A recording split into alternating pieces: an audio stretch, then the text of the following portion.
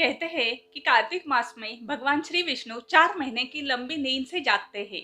इस महीने में पवित्र नदी के जल से स्नान का बड़ा ही महत्व है। इस महीने में कार्तिक मास की कथा भी सुनी जाती है।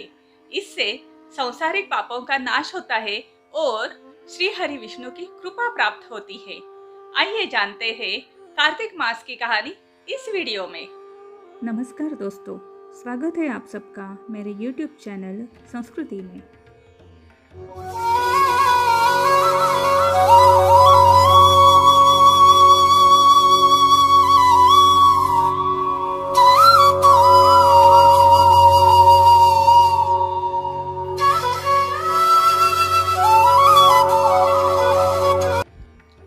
एक नगर में ब्राह्मण और ब्राह्मणी रहते थे। वे रोजाना 7 कोस दूर गंगा जमुना के तट पर स्नान के लिए जाते थे। इतने दूर आने जाने से ब्राह्मणी बहुत ही थक जाती थी। तब वो ब्राह्मण से कहती, काश हमारा एक बेटा होता तो बेटे की बहू आती और जब हम स्नान कर वापस घर आते तो हमें खाना बना बनाया हुआ मिलता था और बहू घर के सारे काम भी कह देती थी। ब्राह्मण मन ही मन में सोचने लगा, अरे ये बात तो तूने सही कही। चलो तुम कहती हो तो मैं तुम्हारे लिए एक बहू ला ही देता हूँ। तुम एक काम करो, मुझे आटा बांधकर दे दो और आटे की पोतली में कुछ सोने की मोहरें भी रख देना। ब्राह्मण के कहे अनुसार ब्राह्मणी ने उसे पोटली बांधकर दे दी। ब्राह्मण वो पोटली लेकर चला गया। वो अभी कुछ दूर ही गया था कि यमुना के तट पर उसे बहुत ही सुंदर सुंदर लड़कियां खेलती हुई दिखाई दी। जब वो सारी लड़कियां रेत का घर बनाकर खेल रही थी। उनमें से एक लड़की ने कहा, मैं अपना घर तो नहीं बिगाड़ूंगी, ये घर तो मुझे रहने के लिए चाहिए। ब्राह्मण मन ही मन में सोचने लगा, अरे ये लड़की तो मेरे बहू बनाने के लिए बिल्कुल ही योग्य है। जब वो लड़की घर जाने लगी तो ब्राह्मण भी उसके पीछे पीछे जाने लगा और उस लड़की के घर तक पहुंच गया। घर जाते ही वो उस लड़की से बोला, सुनो बिटिया, अभी तो कार्तिक मास चल रहा है, मैं कहीं बाहर का अन्न नहीं खाता, मेरे पास आटा है। अगर तुम अपनी माँ से कहो कि वो आटा छानकर मुझे रोटियां बना देगी तो ही मैं कुछ खा सकता हूँ। तो लड़की अंदर गई और उसने अपनी माँ से कहा कि माँ, बाहर एक बाबा आए हुए हैं, वो कार्तिक मास में बाहर का अन्न ग्रहण नहीं करते, तो उनके पास कुछ आटा है, तुम वो छानकर उन्हें 4 रोटियां बना दोगी तो वो भोजन करेंगी। उसकी माँ ने कहा, ठीक है, तुम वो आटा लेके आओ। वो लड़की ब्राह्मण के पास गई और आटा लेकर आई और अपनी माँ को दे दिया। जब वो माता आटा छानने लगी तो उसमें से कुछ सोने की मोहरें निकली।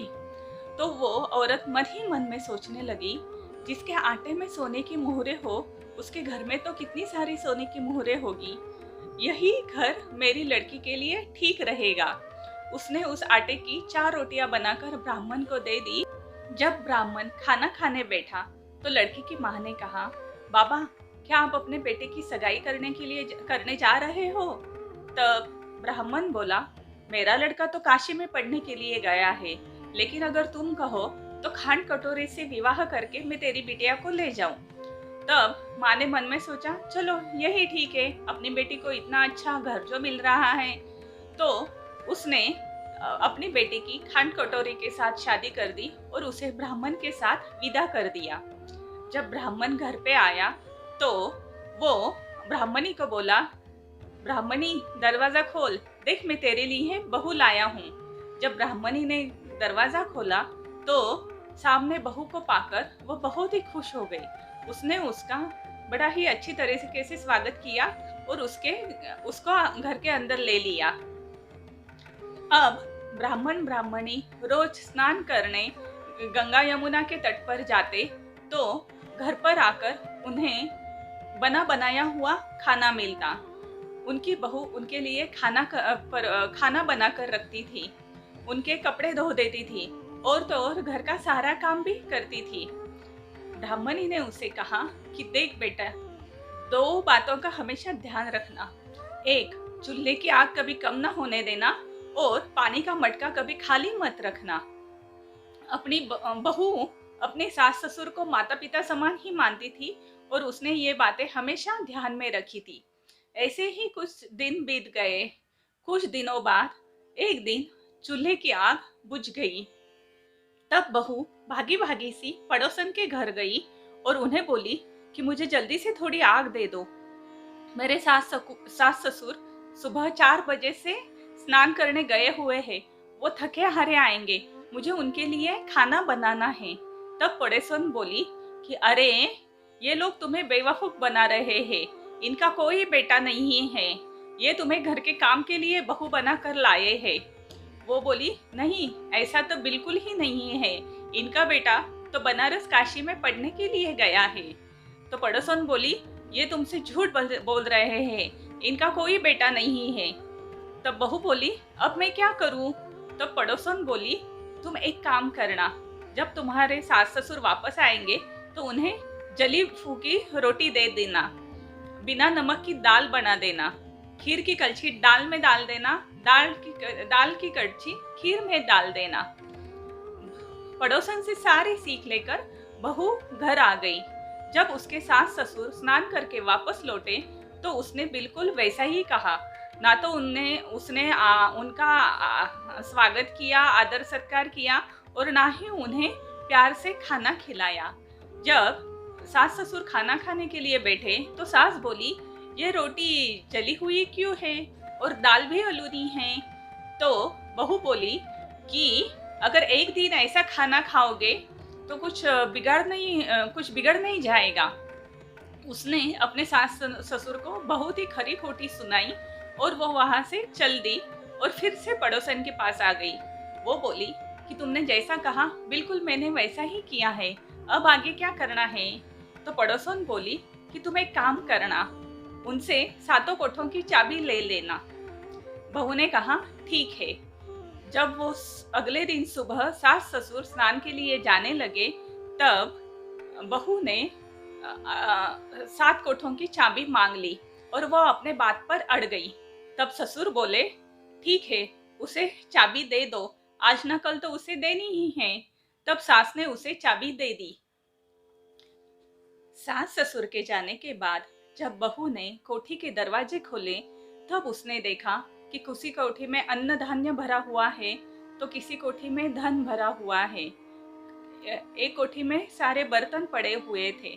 जब उसने सबसे ऊपर का 7वां कोठा खोला तो उसने देखा कि उस कोठे में शिव जी, पार्वती जी, लक्ष्मी जी, गणेश जी, पीपल की पथवारी, कार्तिक के ठाकुर, राई दामोदर, तुलसी जी का बिड़वा और गंगा यमुना और 33 कोटि देवता विराजमान थे। वहीं पर एक चंदन के चौक पर एक लड़का माला जाप रहा था। जब बहू ने उससे पूछा कि तुम कौन हो, तब लड़के ने कहा, मैं ही तुम्हारा पति हूँ। अब तुम एक काम कर दो, दरवाजा बंद कर दो और जब मेरे माता पिता आए तभी वो दरवाजा खोलना। बहू बड़ी खुश हो गई। उसने 16 श्रृंगार किए, सुंदर सुंदर वस्त्र पहने और अपने सास ससुर के लिए बड़े बड़े अच्छे पकवान बनाए और उनका इंतजार करने लगी। जब उसके सास ससुर वापस आए तो उसने बड़े ही प्यार से उनका स्वागत किया, उन्हें अच्छे अच्छे पकवान खिलाए और उनके पैर दबाने लगी। पैर दबाते दबाते वो अपनी सास से बोली, माँ, आप लोग इतनी दूर स्नान करने के लिए क्यों जाते हो? घर में ही स्नान क्यों नहीं करते हो? तब सास बोली, बिटिया, गंगा यमुना तो घर पर नहीं आएंगी ना?